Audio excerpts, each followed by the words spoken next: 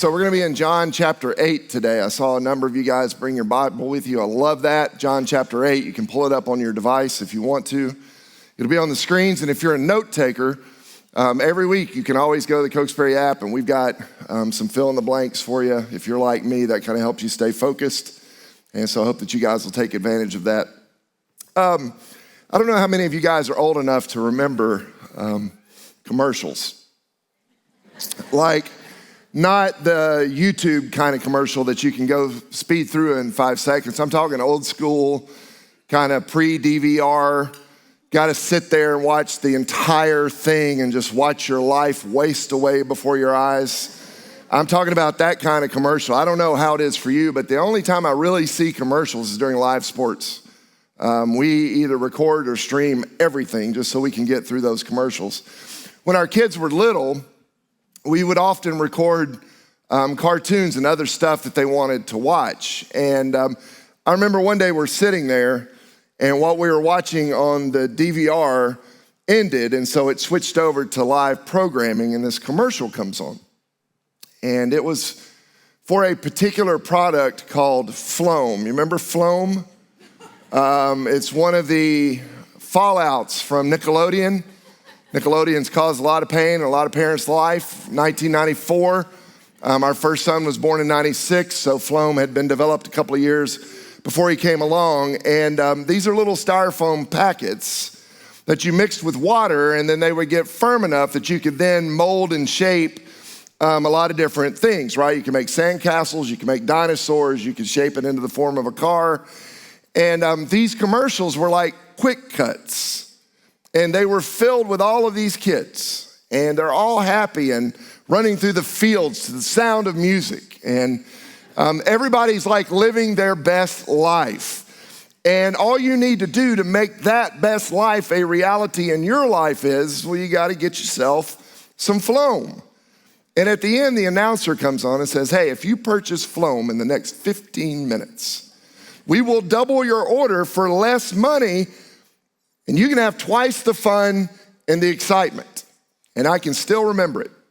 When that commercial was over, our kids are sitting there, and they were perfectly content 30 seconds earlier, right? And one of them goes, we got to have that. Like, to the TV, as if the TV was going to respond.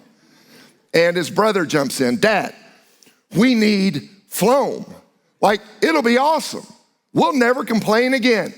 We'll be the best kids you've ever had. I'm like, well, you're the only kids we're gonna have, so you already won that one. It was like literally watching this Floam-shaped hole open up inside of their hearts. And only Floam in that moment could fill the void. And I've thought about that a lot. Even as adults, I think we have the same sort of tendency. We tend to look around and we think to ourselves that if we can just get that purchase, or we can get that experience, or if we can make that accomplishment, that's gonna fill the hole inside of our souls. And we convince ourselves, man, if I could just get one more thing, it will lead to a greater life. And when you think about it, so many of the decisions we make in life, it is all born out of a desire to try to get to the next level.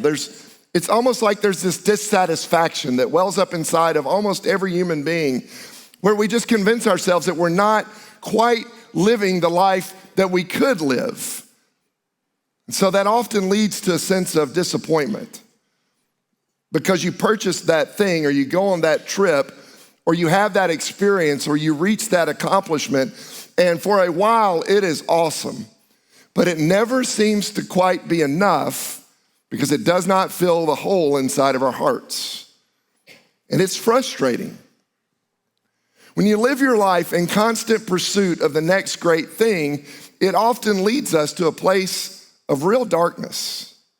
Like nobody plans to get to a place where their marriage is struggling. Nobody wants to get in so much debt that they live every moment of every day not really sure how they're ever gonna get out from under the debt, and maybe we're just gonna carry this the rest of our lives. Nobody wants to get to the point where they're alienated from their friends or their family, or to end up in the place that maybe some of us are in when it comes to our job. And yet so many of us, if we could be honest with ourselves, we are in that exact place right now. So part of the truth for us today is, it's not that we have a phloem-shaped hole in our soul. It's that we have a God-shaped hole. And you and I can try to fill that void with anything that we want to, but it will only be satisfied when we fill it with God. And so today I want to look at the teaching of Jesus. Because Jesus said, I have come that they may have life and have it to the full. It's a rich and satisfying life. It is a joy-filled life. It is a peace-laden life. It is a hope-driven life. And we're going to see today that Jesus is the light that leads to that greater life. We've been in this series that we're calling Follow Me, and we've been looking at these encounters that Jesus has with ordinary people, and he gives them that 2-word command to follow him, and it always leads to a better existence and a better quality of life. And today we're going to see that he addresses an entire crowd. And so in John chapter 8, here's what we see, beginning in verse 12.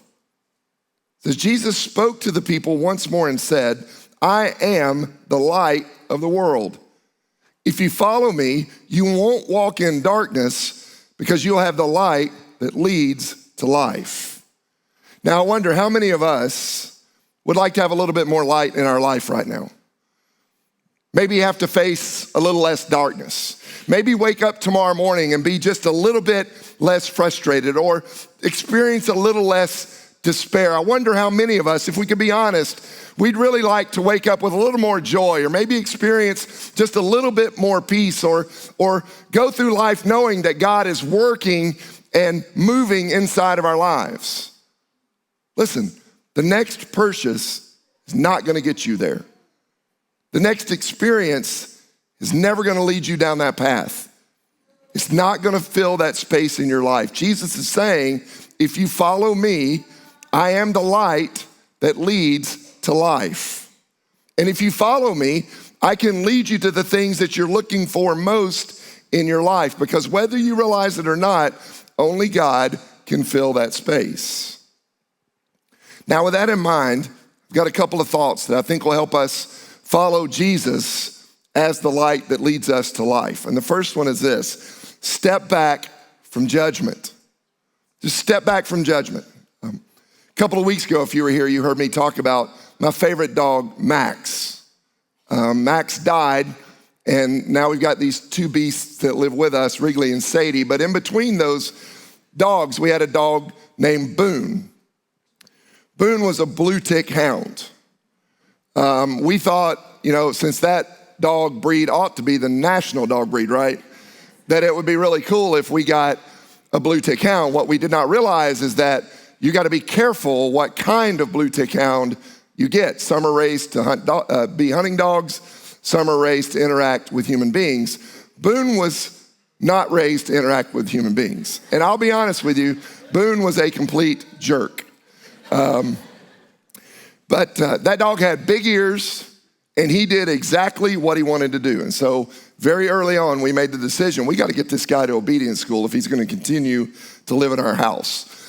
Now, I didn't actually go, Beth did. And the whole idea is that you do training with the dog, and they go over all these basic commands and all that stuff, and at the end of each session, they train the owner, right? And I missed all of that. And so Beth goes through the training, and she gets home, and we're going to do a dog training session together. And we're just going to start by training him to stay on the bed, right? And so we get everything set up. We're going to put him on his bed, and then we're going to slowly begin to walk away. And as we walk away, we're going to drop the leash, and we're just going to go over here, and we're going to chill out for a while, and he's just going to enjoy the day on his bed. And that's how it was supposed to go. So we get ready, and Beth shifts into executive coach mode, y'all, because she was at the training, right? I wasn't at the training, so we put Boone on his bed, and I'm like, stay. And she's like, you can't say stay. I was like, why can't you say stay? What are we supposed to say? Can't use words. So I was like, okay. And she's like, you can't do hand motions. I mean, everything I did in that moment was wrong. And finally I was like, look, would you stop judging me for my dog training skills? And she was like, I'm not judging you. I just want you to do it right. Isn't it interesting that you can almost never tell when you're judging somebody else, but the second somebody's judging you, you know exactly what's going on. In John chapter 8, Jesus says he's the light of the world, and if we follow him, he will lead us to life. But the story right before that, Jesus tells to kind of illustrate that moment. And so to set the stage, he's been teaching in the temple. And it's early in the morning. And then all of a sudden, these religious leaders show up and they crash in on his teaching. And they've got stones in their hands. And they bring this woman who they said was caught in adultery.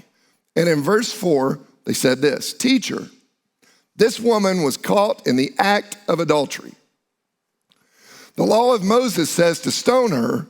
What do you say?" Now, there's a lot of weirdness in this story. I know a lot of you guys are familiar with it. Like, why are they bringing this woman to Jesus? You ever thought about that? Jesus is a rabbi. He's a teacher, but he's got no official authority or power. Secondly, where's the guy? Unless there's some new trend I'm unaware of, it takes two to commit adultery, does it not? But they didn't care. They were trying to set Jesus up so that he cannot win. Because they knew if he shows mercy, he's already got a reputation for hanging out with sinners and disreputable people.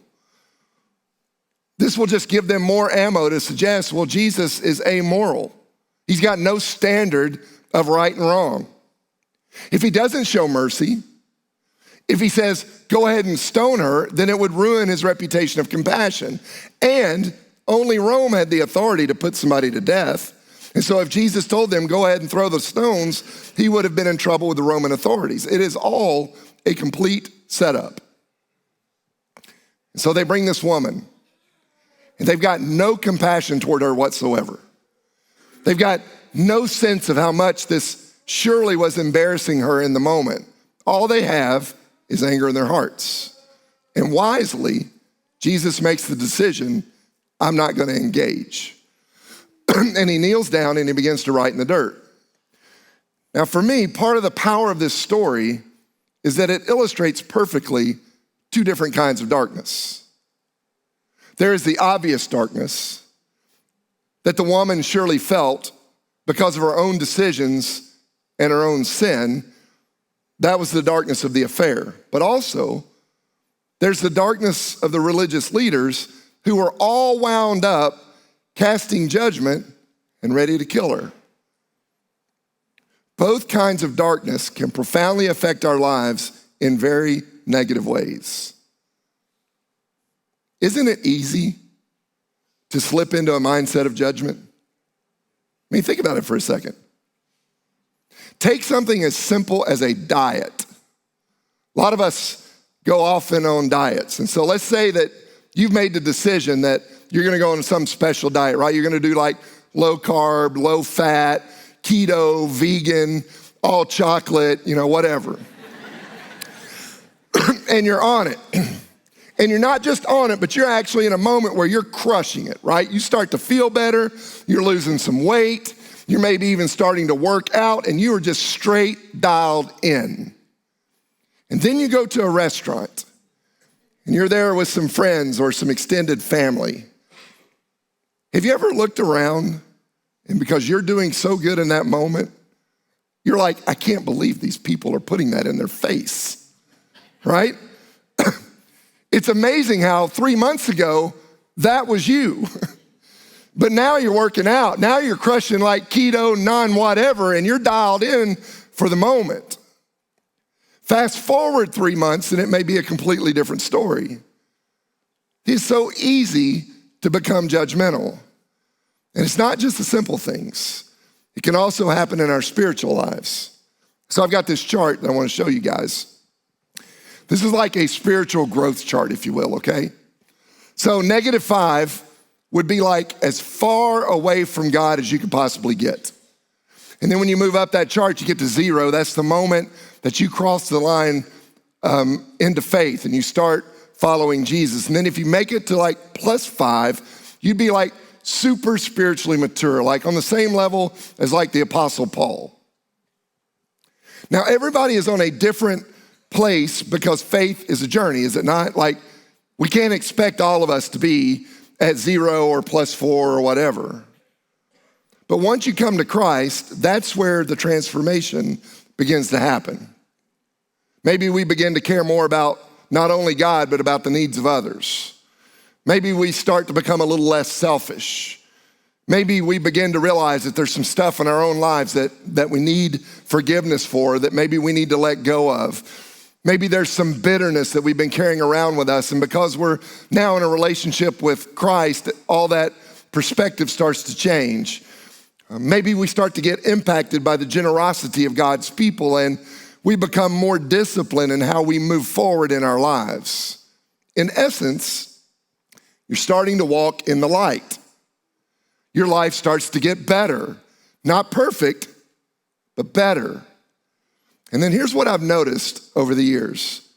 Usually around year 5 of following Jesus, God has done a tremendous work in somebody's life. And that's when the temptation starts to creep in.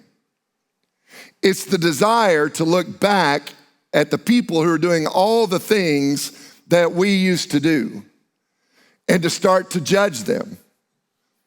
To say things like, well, I just can't believe y'all are doing that. Or I can't believe you go there. Or I can't believe you live like that. Or I can't believe these people. And we forget we were those people. There are entire churches that do this, y'all. They create holy huddles where they constantly talk about how holy they are. And they stop looking back, trying to rescue people who were at the same point they were at just a few years earlier. That's what's going on in the story. The religious leaders, they catch this woman, which is weird. Like, how do you catch somebody committing a sin if you're not looking for it? They judged her unworthy, and they're frustrated, and they will not relent. And so verse 7 says, they kept demanding an answer. So Jesus stood up again and said, all right, but let the one who has never sinned throw the first stone. I'd give anything to have been there in that moment. In one statement, Jesus both affirms their idea of the law and he challenges them to be merciful. That is like the ultimate mic drop. Like, let it rip. But the first one to do it needs to be the one without sin. Boop. Verse 9, when the accusers heard this, they slipped away one by one. So they crash in on the teaching, but now that they've been challenged, they start to slip away, beginning with the oldest. Why? Because maybe the oldest had enough wisdom to figure out that what they were doing is wrong. Until only Jesus was left in the middle of the crowd with the woman. Some people, I think, consider it some kind of religious obligation to appoint themselves as chief judge when it comes to navigating through the world. And there's a tendency, especially among churched people, for us to want to apply God's law to people who do not follow God's law. It is ridiculous for us to try to hold our culture to a standard that we have bought into when they don't even know what the standard is. And so what happens is we end up pointing our fingers and we get frustrated and we get mad and we get put out because they're not living up to whatever standard that we live up to. And we forget that used to be us. Were it not for God's grace, yours truly would not be standing here. I don't know how my life would have gone. But before I met Jesus, I didn't really care what the church had to say. But once I met Jesus and I started to grow and rub elbows with other people that were struggling with the same stuff I was struggling with, that's the moment that everything started to change. And what I've learned over the years is that the most righteous people They will use the truth to build others up. They'll never use it to tear somebody down. And that's the kind of community we want to be. We want to love people. We want to model how we're supposed to live. We want to point the way. But y'all, I'm telling you, if you want to walk in greater life with Jesus, you got to step back from judgment. Nobody ever enters the kingdom of God because somebody pointed a finger at them. But almost everyone I know entered into a relationship with Jesus because somebody came to them with arms wide open, understood exactly what they're going through, accepted them for where they are at the moment. That's why we like to say around here all the time that you don't have to be perfect. Your life doesn't have to be going exactly the right way. You can come in exactly as you are. It's okay to not be okay. We also say it's not okay to stay that way. That's why we talk about next steps. We need everybody moving forward. And one of the next steps is we got to let go of judgment. Just let God be God. It's going to be okay, I promise you. I promise you. Here's another thought. Step out of condemnation. Step out of condemnation. I read this article about food mistakes that, quite frankly, I related to more than I want to admit. And I thought it was kind of funny. One person said this: bought a dozen Krispy Kreme donuts, parked where there was no one around, and ate in silence. Well, there was some soft moaning, right? Yes, sir. Here you go. Next one. I told my wife I was going to the gym, but went to McDonald's instead. Can I get a hallelujah on that one? I waited until it seemed long enough for a workout, and when I got home, I poured water over my head and shirt so that I looked like I was sweating. Woo, doing ab stretches, right? Not pulling it in, I'm getting it stuck out more. That's perfect. Last one. I once ate an entire bucket of cheese balls. Then I sat in my orange shame, reflecting on the choices I have made. Yes. Woo. Here's what I know. Shame is a real thing. And shame can hang over your life. And there's a certain sense of darkness that comes with that shame. Because it's not a collective or corporate thing. Shame is what we all carry with us that no one else knows about. And it can absolutely wreck your life. And for some of us right now, I went from preaching to meddling. Because you know exactly what I'm talking about. Maybe your whole adult life, you've tried to keep it hidden. And maybe you've been a part of our church for a long time and nobody knows, but you know. It's with you the moment you wake up, and it's with you every moment throughout the day. And when you go to bed tonight, if you don't do something about it, that shame is going to be right there with you. Part of what Jesus came to do is to free us from the darkness of condemnation. John 8, verse 10. Then Jesus stood up again and said to the woman, "Where are your accusers? Didn't even one of them condemn you?" "No, Lord," she said. And Jesus said, "Neither do I. Go and sin no more." It's powerful because the only person in that story that had the right to throw a stone was the only person who was without sin, and that was Jesus. And Jesus made a conscious decision to not throw that stone. Notice, in fact, that Jesus stands between the woman and her accusers. He doesn't pile on. He doesn't point his finger. He doesn't speak. He ends up speaking life into her, and he calls her out of her shame. And the great good news is he will do that for every single one of us. Because the truth is, we've all got accusers. We've all got people who say things like we're no good, or we're nothing, or we'll never be anything, or we're dumb, or we're silly, or we're stupid, or we're ugly, or we're fat, or we're too skinny, or you just go ahead and fill in the blank. And sometimes those voices are so powerful in our lives, and we keep playing them over and over and over again in our heads and in our hearts, long after the words are spoken. And so if there's one piece of encouragement I could give all of us today, it would be this: you cannot let what others say about you or think about you drive your life. You have got to find a way to get free from that, because the truth of the matter is, most of the people that say things about you, they don't even know you. Amen. They're going off somebody else's post or somebody else's tweet. They're not in your inner circle. If it's somebody in your inner circle, you got to pay attention to that.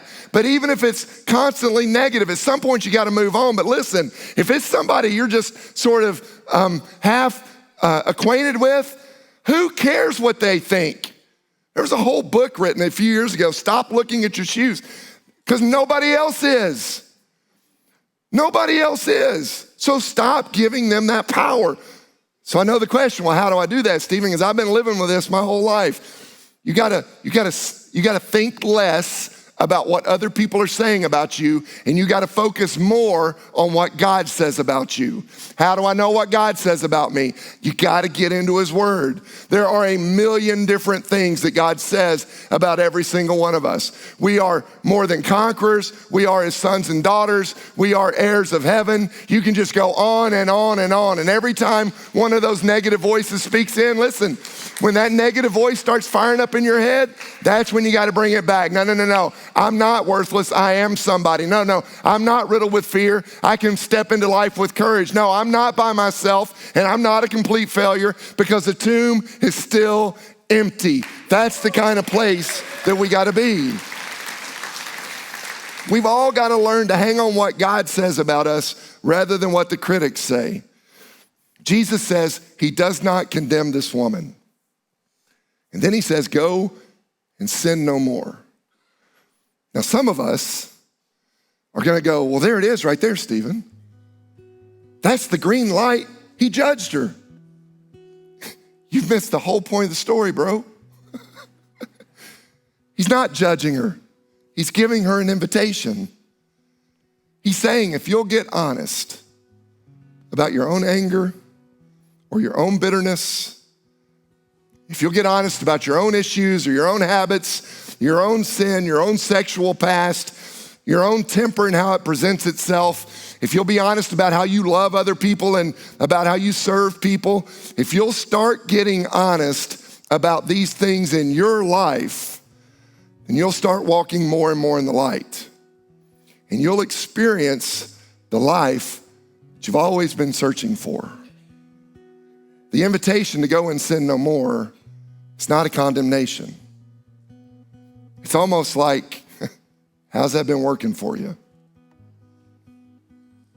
If it hasn't gone the way you thought it would, if it hasn't led you down the path to a richer, deeper experience,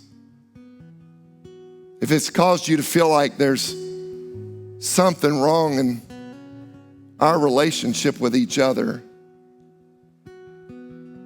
if you feel like there's some distance, Jesus is saying, I haven't moved. I've been here with open arms the whole time. So go and sin no more. Accept my invitation. Follow me, not perfectly, but follow me consistently. Just lean in, and I'm gonna show you a depth of life that you could not imagine. Jesus says, I am the light of the world. If you follow me, you won't have to walk in darkness, because you will have the light that leads to life. Now let's get honest with each other for a second. What might that look like for you? What if you stepped into the light? I know this doesn't apply to everybody. But what if you're on the left side of that zero and you feel like maybe you have been a long way away from God, and maybe the shame or the emptiness or the loneliness or the isolation or the guilt or whatever it is that you wrestle with, it's really heavy on your shoulders. What would it look like if you just got to 0? If just today, this was the day you say, okay, I'm gonna step across the line of faith, and I don't know how this is gonna go, and it's scary, but I've run out of options. I want you to know that Jesus specializes in people who've run out of options. Because the truth of the matter is, all of us got to that point. If that's you today, I want you to know it's not hard. Just right where you're sitting right now, it's Jesus, come into my life. That's it. Jesus, come into my life, and he will. It doesn't mean that life is gonna be perfect, but it does mean that you're never gonna be alone again. It's Jesus, come into my life. And I know, we say it every time, well, Stephen, you don't know what I've done. You don't know where I've been. You're right, I don't. You may have to spend the rest of your life in conversation with God to deal with whatever it is that you've got. But it all starts with that simple first step of Jesus, come into my life. I hope you'll do that today. And for the rest of us, listen, this week when you're tempted to judge young parents whose kids are acting like fools when you go to Walmart, don't do it. Use that as an insight to stop and pray for them right now, because if you got kids, that was you at one point. When you go to work and there's somebody who's not working up to your standard, rather than judging them or starting some gossip about them, just step back and use that as an opportunity to say, God, you do a work in their life just like you did a work in my life. Don't let me grow stagnant, God. Keep growing me into the person you need me to be. When you go to that school tomorrow and you see somebody making fun of a kid, that one you probably need to intervene with. But you still don't have to be judgmental. That's a great opportunity to come alongside that kid that's being bullied, to step outside your own comfort zone, sit with them at lunch, make friends with them, be a part of their life. You'll be amazed at how quickly bullies turn and run away when you got a group around you. Because in the end, they're insecure and scared too. And they don't know how to deal with their emotions. So step off the judgment seat this week and see if your week doesn't go better. Maybe you're dealing with some shame in your own life, man. Right now, it's time to let it go. So we're gonna close out this service. We got one more song to sing, and I'm gonna ask you if you would to stand to your feet as we sing. So if folks wanna come down front, it makes it easier for them to get out of their chair. But this is our moment, so you come now in the name of the Father and of the Son and of the Holy Spirit. Amen.